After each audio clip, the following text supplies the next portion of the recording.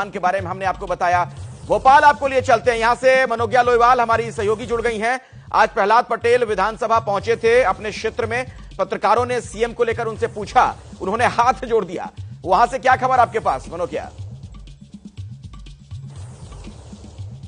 देखिए अखिलेश, बड़ा दिलचस्प जवाब देना चाहूंगी। शुक्र है, शुक्रवार है, क्योंकि बॉलीवुड में शुक्रवार की बड़ी अहमियत होती है, जहां पर डायरेक्टर और प्रोड्यूसर मूवी बनाते हैं और जनता के दरबार में जाते हैं। लेकिन पॉलिटिकल थ्रिलर में और हमारे पॉलिटिकल मीटर में अंतर यह है कि यहाँ पर जनता ने तो मूवी बना दी है, लेकिन अब डायरेक्टर और प्रोड्यूसर फैसला करेंगे कि आखिरकार उसमें हीरो कौन होगा, जिसका फैसला अगले 24 घंटे से 48 घंटे में हो जाएगा। लेकिन इस हीरो की खोज में जो आगे 4 नाम चल रहे हैं, उनमें एक बड़ा ट्विस्ट, जो बड़ा इंटरेस्टिंग पॉइंट हमारे सूत्र बता रहे हैं, वो ये कि उम्र का तकाजा भी बहुत बड़ा कंसिडरेशन होगा।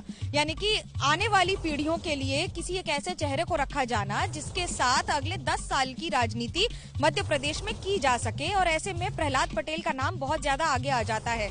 ओबीसी है, लोधी है, लेकिन उसके अलावा अगर हम बात करें तो केंद्र का अनुभव उनके पास जिस तरह से है, पूरे देश का अनुभव, वो भले उनका पर्यटन मंत्रालय हैंडल करने का तरीका हो या फिर बाकी सारे मंत्रालय, और दोनों टर्म में प्रधानमंत्री नरेंद्र मोदी के साथ रहना, ये बहुत बड़े ऐसे पॉइंट्स हैं जो उनके फेवर में जाते हैं।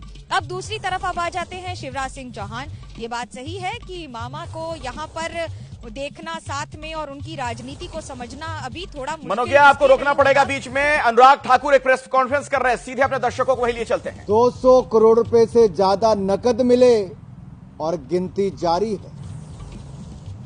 गिनती वाली मशीनें कम पड़ गई, गर्म हो गई।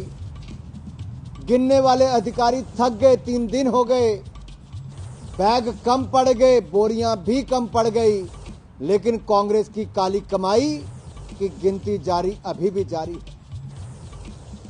कांग्रेस, करप्शन, कैश, ये तीनों एक साथ चलते हैं। कांग्रेस आई, करप्शन लाई और कैश की दिखाई आप सबने देखा ही है।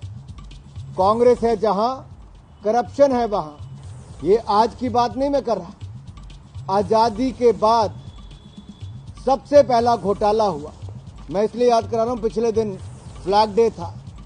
और कांग्रेस की काली कमाई रक्षा घोटालों से शुरू होती है। जीप घोटाला नेहरू जी के समय, उस जमाने में करोड़ों रुपए का घोटाला। फिर बोफोर्स घोटाला राजीव गांधी जी के समय, और सोनिया जी, राहुल जी के समय तो सब रिकॉर्ड तोड़ दिए।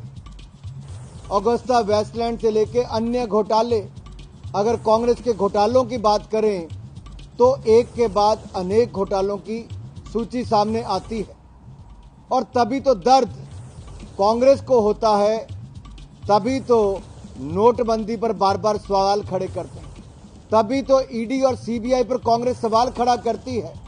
लेकिन सवाल मेरे भाई और बहनों ये है कि शराब घोटाला अगर आप छत्तीसगढ़ का देखेंगे, हजारों करोड़ का घोटाला है।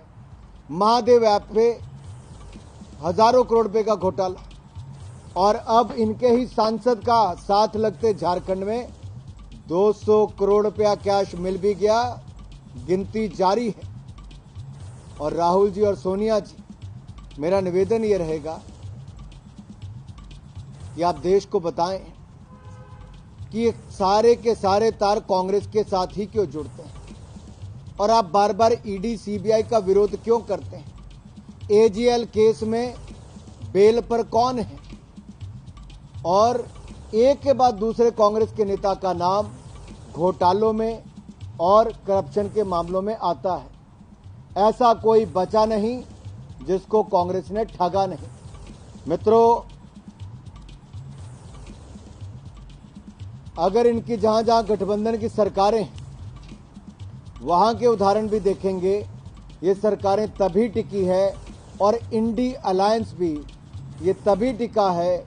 घमंड तो इनका चूर चूर हो गया, लेकिन भ्रष्टाचार के नए नए रिकॉर्ड इन्होंने बनाने शुरू कर दिए। उत्तर प्रदेश में जैन बंधुओं पर जब कार्रवाई हुई थी और सैकड़ों करोड़ रुपए उनके यहां से पकड़े गए, और अभी पीछे ही 42 करोड़ रुपया कैश कर्नाटक में, बेंगलुरु में कांग्रेस के नेता के रिश्तेदारों के घर पे पकड़ा गया। और अब ये 200 करोड़ रुपए से ज्यादा का प्रकरण आप सबके सामने है। ये कांग्रेस की काली कमाई एक के बाद दूसरी जनता और देश के सामने आई है। जनता से जो लूटा है उस पाई पाई की भरपाई। तो कांग्रेस आई, करप्शन लाई, ये बड़ा आरोप